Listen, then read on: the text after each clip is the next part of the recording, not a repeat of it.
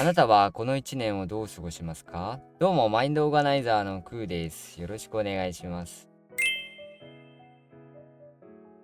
いやー、明けましておめでとうございます。2026年ですね。よく1年を漢字一文字で表すみたいなの、年末にあるんですけど、年始に立てるのがいいらしいですね。なんか分かりやすいというか、口癖にしやすいということで。今年1年どうしようかって思ったら、私は自立ですね。自分の足で自分の力で立って進んでいこうみたいな。そのための力をつける1年にしていきたいなと考えております。さて、ということで、今回のテーマは、そんな感じで、新年の目標の立て方ですね。初詣と同じぐらい、新年に目標を立てる人は多いと思いますね。かくいう私も、誕生日が1月6日なんですが、1月6日は毎年おみくじを引くっていうのが定番になってますね。今年は中吉でした。内容が焦らずじっくり磨いていけみたいな、そんな感じですね。まさに私が、今年目標にしようとしてたのとぴったりかなっていう感じで、信じるか信じないかは、本人次第なんですよね。いや、でも初詣行くと気分違いますね。もうリフレッシュするというか、行ってよかったと思いますね。やっぱ気分の上がり下がりでパフォーマンスも大きく変わったりしますからね。脳科学的にもね。だからメンタルトレーナーとかいるわけですし、オリンピック選手とか、一流のアスリートとかですね。自分専用のメンタルトレーナーをつけてメンタルトレーニングを日々してたりするのは、やっぱり気分の上下でパフォーマンスが大きく変わるからで、そういう意味ではだいぶ気分が晴れやかになったんで、初詣行ってよかったなって感じですね。といつも通り話が脱線というか、自分の話になっちゃったんですけど、今回のテーマは目標の立て方ですね。実は世の中の、新年に立てた目標、日本だけじゃなく、世界中の人々も実は新年に目標を立てる傾向があるんですけど、やっぱりなんか新しい節目というのはやっぱり何かを目指したいっていう気持ちが湧くんでしょうかね。で、実はその新年に立てた目標っていうのは2月までに約8割の人が挫折すると言われてますね。もしあなたが今年こそは新年に立てた目標をやり遂げたいって思うのであれば、根性論、やる気に頼るのは今すぐやめましょう。よっしゃやるぞって立てた熱い目標、そういう抱負は全部ゴミ箱に捨てちゃってくださいなんてちょっと言い過ぎですけど、今回はそんな風に、根性論で立てない、脳が勝手にやる気を出す脳の仕組みを利用した目標設定方法を、解説していきたいと思います。よかったら最後までご覧ください。こんな風にこのチャンネルではあなたの人生の質を高めるノウハウや知識をシェアしております。こういう風に脳科学とか心理学、自己成長に関わるノウハウですねを、詳しく知りたいという人はぜひチャンネル登録して、他の動画も見てみてください。では本題に行ってみましょう。今年こそは英語を話せるようになる。今年こそは10キロ何としてでも痩せる。そう新年の目標に立てて意気込んだのに、気づいたらスマホばっかり眺めて一日ダラダラ過ごして終わってしまう。そんな経験はないでしょうか。まず目標を立てる前に知っておいてほしい知識が一つだけあります。多くの人が目標設定を失敗してしまう。その根本原因は、それは意志力という有限のバッテリーを過信しすぎているっていうのが最大の原因と言われてますね。つまり計画の中ではあれもこれもそれもできると思い込むんですけど、実際やってみたらその半分もできないみたいなね、そういう経験ないでしょうか。そういう現象が起こりやすいよっていうことですね。こういうのを計画錯誤って言ったりするんですけど、それが目標設定をミスる大きな原因の一つというわけですね。ケースウェスタンリザーブ大学の研究によると、意志力っていうのは筋肉に似ていて、使えば使うほど消耗していくというのが実験で証明されております。つまりは集中力には限界があるよってことですね。新年にあれもこれもと欲張って立てる目標っていうのは、例えるならスマホの充電が残り 10% みたいなの赤ゲージあとちょっとで切れますよっていう状態の時にめちゃくちゃバッテリーを食う、グラフィックめちゃくちゃこだわったスマホゲームとかですね、そういうのを5個も6個も同時に起動させてるようなもんですね。一瞬で 7%、5%、3%、2%充電切れみたいなね。新年の目標で複数あれもこれも立てるのは、そういう状態に似てますね。で、あともう一つは、脳の性質の一つであるんですけど、未完了のタスク、中途半端に終わってる知識ほど、情報として頭の中に一時保存されやすいっていうのがあるんですね。こういうのを心理効果でチャイガルニック効果とか言ったりしますけど、つまり何を言いたいかというと、中途半端で曖昧な目標っていうのは、脳が何をしたらいいのかわからないっていう状態になって、何をしたらいいかわからないけど、なんか知んないけど問題として掲げられてるっていう中途半端な状態で脳に残り続けるわけですね。で、その中途半端な情報を処理されてない状態でずっと残り続けることで、無駄にエネルギーを消耗し続けちゃう。で、そのエネルギーを消耗し続けた結果、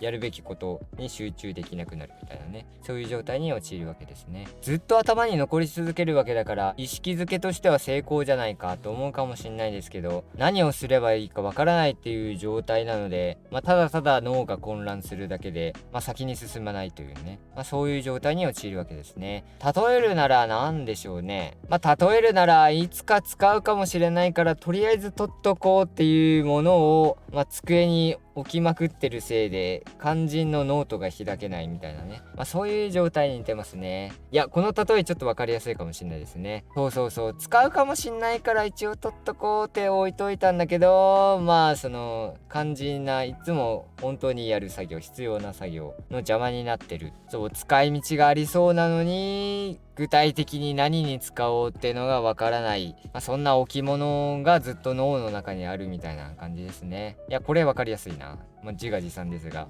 で、脳の場合はその邪魔な置物があることで、その置物を置くコストというか、維持費みたいな、駐車場代みたいな感じですね。車乗ってないのに駐車場代ばっかりかかってるみたいなね、そんなイメージですね。これもちょっと分かりやすいかもしれないですね。今日ちょっと冴えてるな。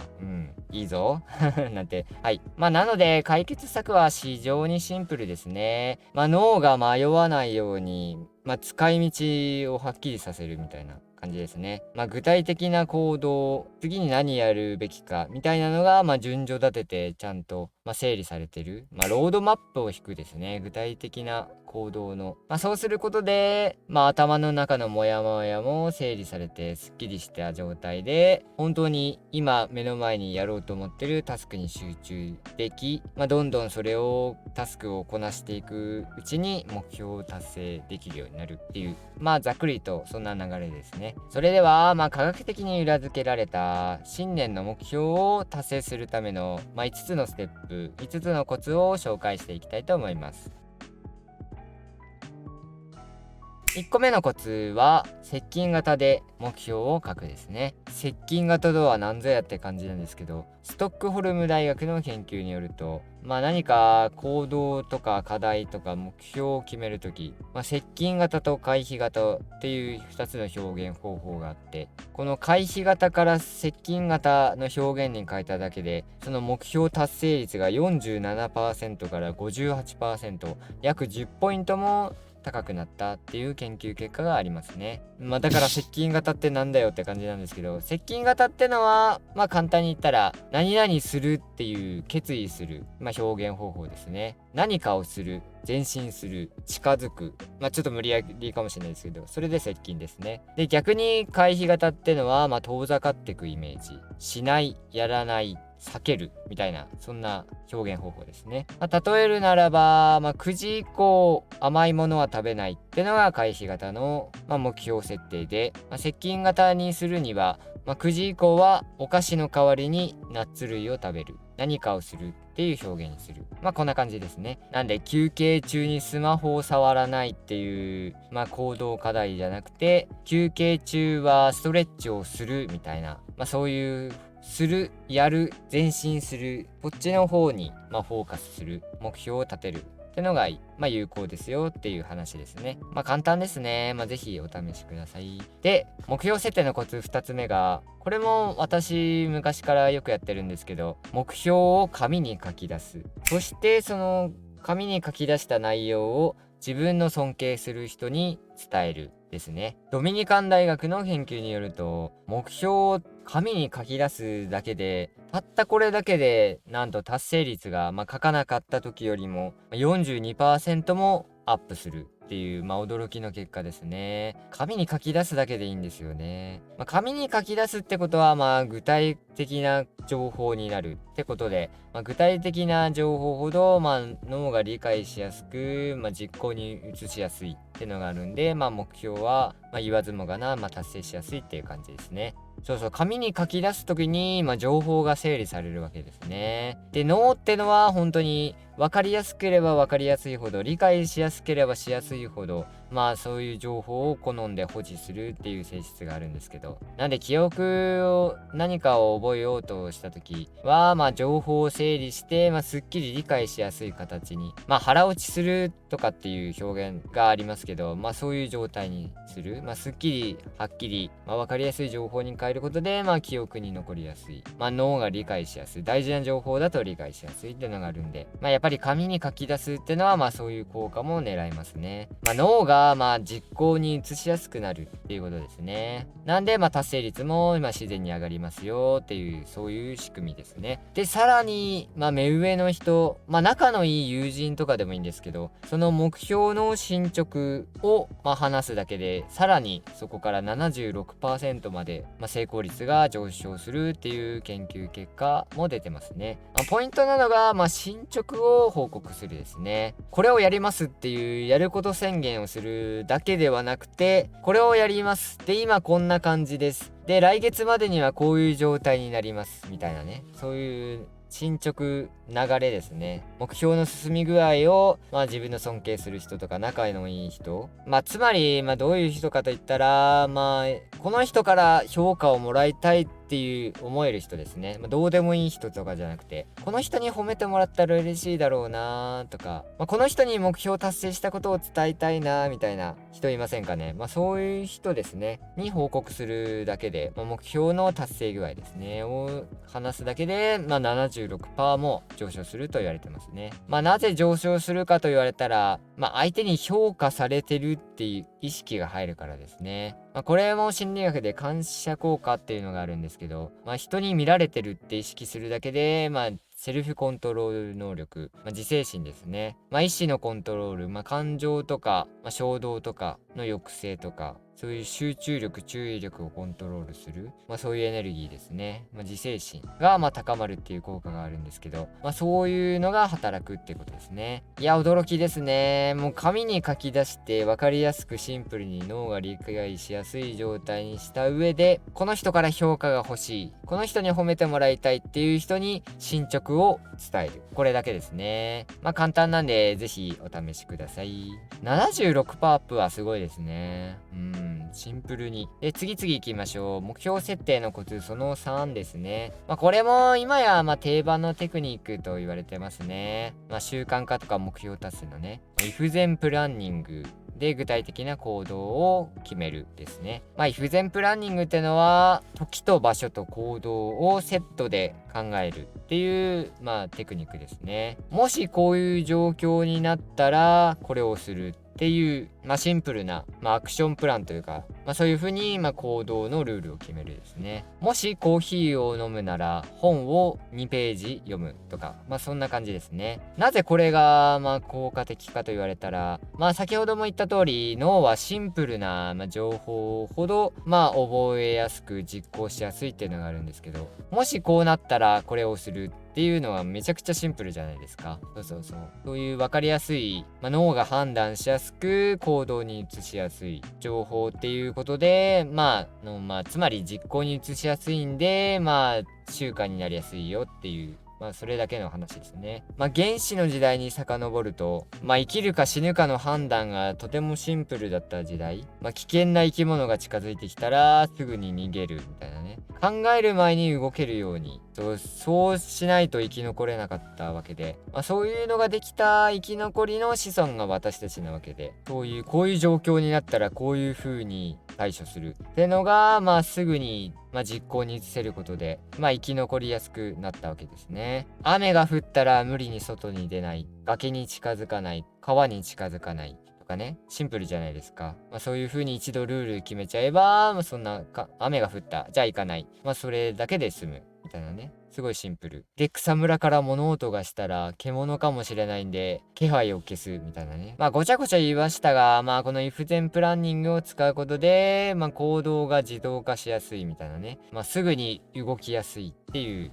そういう状態になった時に、そういうその決めたルールの行動を移しやすくなる。行動に移しやすいってことは、前進しやすい。当たり前なんですけどね。1回だけしないのと、毎日ちょっとずつ100回やるのと、どっちが目標に近づきますかって言われたら、回数多い方がそれは達成するじゃないですか。なので実行に移しやすい、行動に移しやすいってことは、回数を重ねやすいってことで、回数を重ねやすいってことは目標を達成しやすいっていう、そういうことですね。まとめるとそんな感じですね。で、if then プランニングのコツってのは、たった一つ、行動をワンアクションにするですね。一番よくある失敗例が、朝起きたらランニングに出かけるみたいなね。これは長続きしないですね。なんでif then プランニングになってんじゃんって思うかもしんないですけど、ランニングするまでにどれだけのアクションがあるかっていう話ですよね。起きて、着替えて、靴履いて、扉を開けて、そっから走り始めるじゃないですか。そう。何個アクションあるんだよっていう感じですよね。なので、if then プランニングにするには、その最初のアクション、ワンアクションをその行動に、ルールに設定するってのが、成功率高いですね。つまりさっきの例で言ったら、朝起きたら、ランニングの格好に着替える。これですね。もっと分解してもいいですね。ランニングウェアの上着を着るとか。スウェットを履くとか、靴下を履くとか、そのレベルでいいですね。で、そっから靴下を履いたら、スウェットを履くみたいな。スウェットを履いたら、ランニングウェアを着る。ランニングウェアを着たら、玄関に向かう。玄関に向かったら、ランニングシューズを履く。ランニングシューズを履いたら、扉を開けるみたいなね。そういう風に連鎖していってもいいですね。とりあえずワンアクションで連ねていくってのがif then プランニングの最大のコツですね。行動の最小単位とか言われますけどね。ベビーステップ、スモールステップとかいろんな言い方ありますよね。それでif then ルールを考える。たったこれだけですね。ぜひお試しください。で、目標達成率を上げる目標設定のコツの4つ目ですね。4つ目が、コツというか、心構えみたいな感じなんですけど、一つの習慣に66日かけるですね。ユニバーシティカレッジロンドン。ロンドンってつく大学多いですね。いや、一回イギリス行ってみたいな。危ない。また脱線しかけてる。はい。ユニバーシティカレッジロンドンの、研究によると、脳が新しい行動パターン、新しく始めた習慣ですね。習慣にしたい行動ですね。定着したら習慣になるんで、その定着する前は習慣ではないんですけど、っていう、ちょっと細かいことは置いといて、行動のルーティーン、習慣の一個前、進化前みたいな感じですね。を進化させる。習慣に定着させるためには、平均で66日かかりますよっていう、そういう研究結果が出てますね。つまり2ヶ月とちょっとですね。なんで、まずは2ヶ月達成するってのは、もう第一の壁。最初の難関として、目指すべき、中間地点でもあるんですけど、中間ゴールとして決めるのは、有効ですよっていう話ですね。1年間丸々をする。でも、とりあえず、最初の2ヶ月間が一番きついから、その2ヶ月間は何としてでも頑張って続けるみたいなね。そんな感じですね。頑張るっていうか、なんだろうか。その2ヶ月の間は、どっちかというと、そうですね。その2ヶ月の間で、1日逃した、やれなかったっていうだけで諦めないでほしいっていう、予防線みたいな、なんだろうな。心を軽くするような、そういう風な意識づけですね。そして、66日っていうのを覚えてほしいですね。歯を食いしばって頑張るとかではなくて、その頑張って何かをするだったら、今回のちょっと動画の趣旨とちょっと変わるのでね。根性論はいらないっていうのがコンセプトなんで、なんていうか、そうですね。66日までは、ちょっと意志力っていうか、そういう忘れやすいというか、ミスりやすいんで、その2ヶ月間のミスは多めに見るっていうことですね。1月1日に立てたのであれば、3月の中旬ぐらいまで、3月15までは何としてでもその行動を再開するですねってのをやっていく。つまりそういうことですね。完璧主義にならないってことですね。別の言い方をすると。定着には66日かかるわけだから、その間で何日抜けるのもしょうがないな、みたいなね。聞く人が聞いたら、なんだそれみたいな、なっちゃうかもしれないですけど、自分を責めないために、66日かかりますよってのを覚えておこうっていう、そういう話ですね。で、目標達成率の高い目標設定のコツ5つ目ですね。即時報酬を組み込むですね。これはシカゴ大学の研究ですね。つまり1年後もらえる大きな報酬よりも、今目の前で手に入る楽しさを重視した抱負にするっていうことですね。例えば1年間運動を続けて1年後に、引き締まった健康的な体を手に入れるっていう目標の立て方ではなくて、運動している自分そのもの、今その瞬間の自分を楽しめるような、設定にする、目標にするってことですね。要は、結果よりもやり方というか、そのプロセスを重視するってことですね。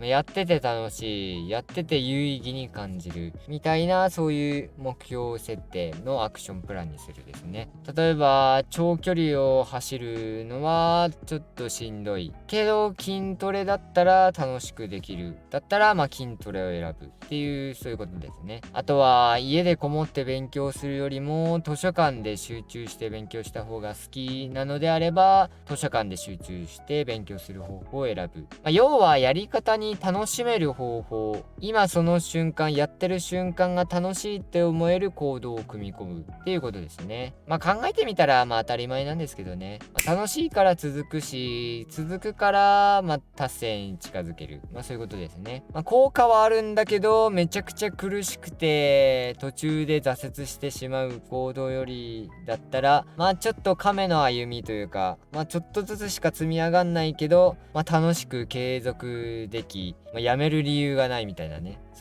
そういうやり方の方が目標に近づきやすいよっていう、そういうシンプルな話ですね。要はごちゃごちゃ言いましたが、目標達成のための行動で、楽しめる方法を探せ、工夫しろっていう、そういう話ですね。言われてみたら当たり前なんですけどね。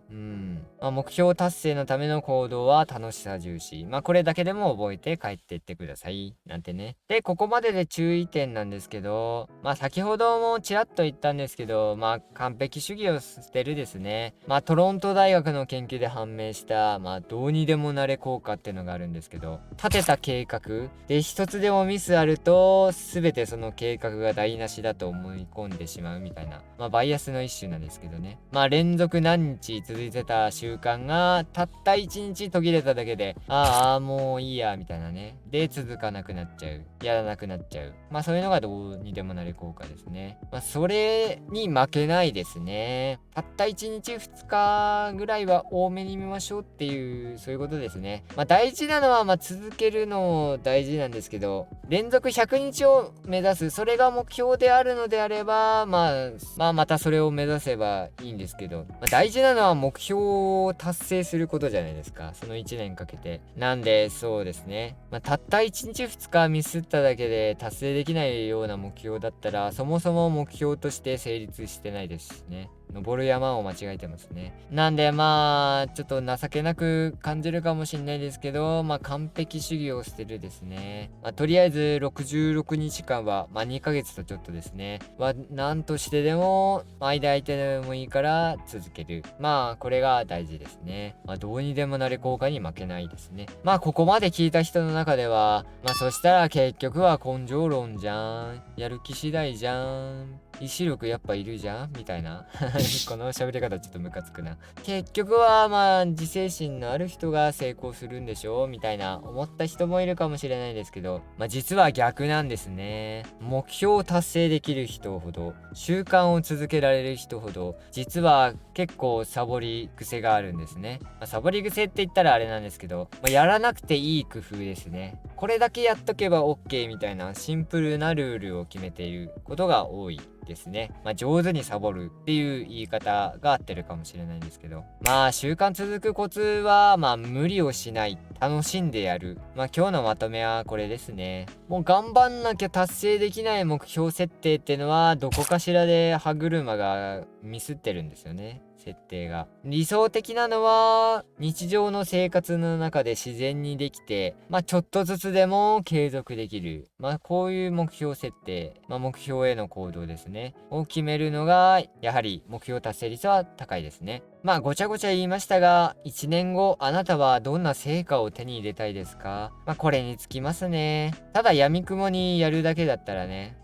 やるのが目的になっちゃうんで。じゃなくて、こういう状態になりたいから、これを目標にして、その目標に到達するための行動を決める。これだけですね。何のための目標か、何のための習慣か、その行動の先にある、目標達成の先にある、目的ってのを、しっかり考えて目標を立てる。言われてみたら当たり前かもしれないですけど、これが一番大事ですね。なんで1日2日抜けて、もうどうにでもなれってなった時も、その目的を思い出すことで、いかんいかんいかん。俺の大事な目標っていうのは、習慣の連続日数を死守することではなくて、目的を手に入れるために目標を設定してるんだっていう、そういうのを思い出す。で、その手に入れたい目的を思い出すことによってまた頑張れる。これがシンプルですが、当たり前かもしれないですけど、一番重要ですね。ぜひあなたの新年の目標、その先にある未来まで考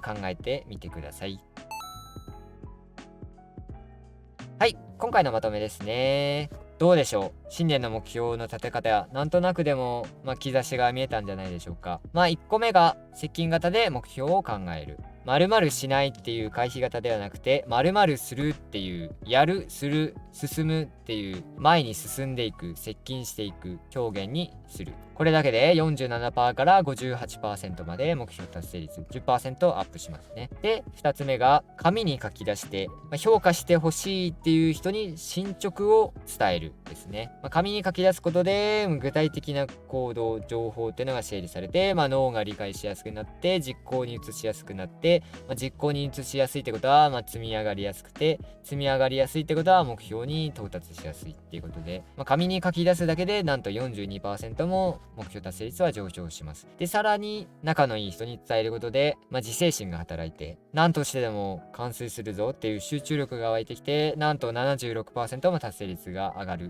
ていうのがありましたね。で、3つ目が if then プランニングで行動を決めるですね。もしこういう状況になったらこの行動をするですね。で、その行動ってのがワンアクションでできること。ランニングに行くではなくて、ランニングウェアを着る。スウェットを履くとか、靴下を履くとか、そのレベルですね。ワンアクションでできることを行動に、ルールとして組み込むですね。で、4つ目が、習慣として定着するには、その行動が自然に気づいたら勝手にできているっていうのが、そういうのが習慣化されたって言えるんですけど、そういう状態になるためには、66日間かかりますよっていうことで、その間の1日2日どうしても疲れてできないっていうのは多めに見ましょうってことですね。必ず再開するですね。66日間の間は、1日2日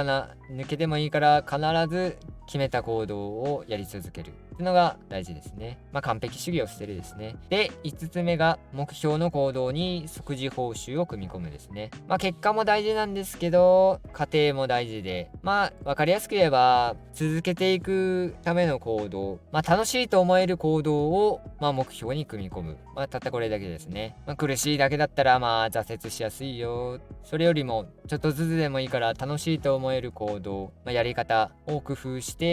継続していくことが大事ですよっていう、そういう話でした。ぜひお試しください。全部やってもいいですね。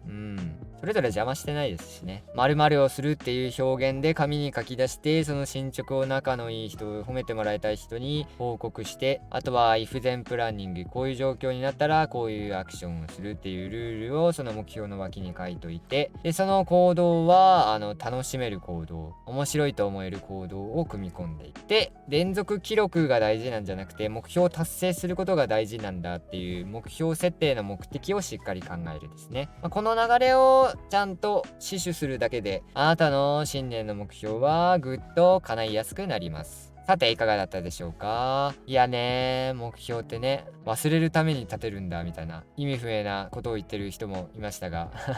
どこで見たんだっけ？ X で見たのかな。なんかすごい格言みたいな言い方してますけど、まあ今回紹介した方法ってのは、まあ新年の目標だけじゃなくて、まあこれから新しく始めるプロジェクトとか、まあ将来の夢とか、まあ目標ってつくものであれば、まあ何にでも使えるテクニックですね。とまあこんな風にこのチャンネルでは脳を鍛え、メンタルを安定させ、思考を整えれば最強になれるっていうコンセプトでやっております。まあ、人生の質を高める知識が、まあ実用的な知識ですね、が手軽に手に入る、まあ、そういうチャンネルを目指しております。まあ、人類の成長スピードの底上げを、まあ、使命といったらちょっと大行なんですけど、まあ、そういうのも、まあ、心がけておりますね。まあ、自分の能力に伸び悩んでいて、なんかしっくりこない、もやもやするっていう人たちが見たときに、あ、その手があったか、そのやり方だったらうまくいきそうだ、みたいな発見があれば、まあ嬉しいですね。なんでこれからも、まあそういう知識ですね、まあ人生の質を高める知識を、まあ紹介していくんで、よかったらチャンネル登録お願いします。で、今回の動画が面白かったら、ぜひとも高評価もお願いします。シェアしてくれたらすげえ嬉しいです。はい。てなわけで、本日もご視聴ありがとうございました。まあ、関連動画は、まあ目標なんで、まあ、目標と目的、課題の違い、まあそういうのを解説した動画があるんで、まあそれを関連動画に、まあ紹介しておきましょうかね。まあコメント欄と概要欄に貼っておきますので、ぜひチェックしてみてください。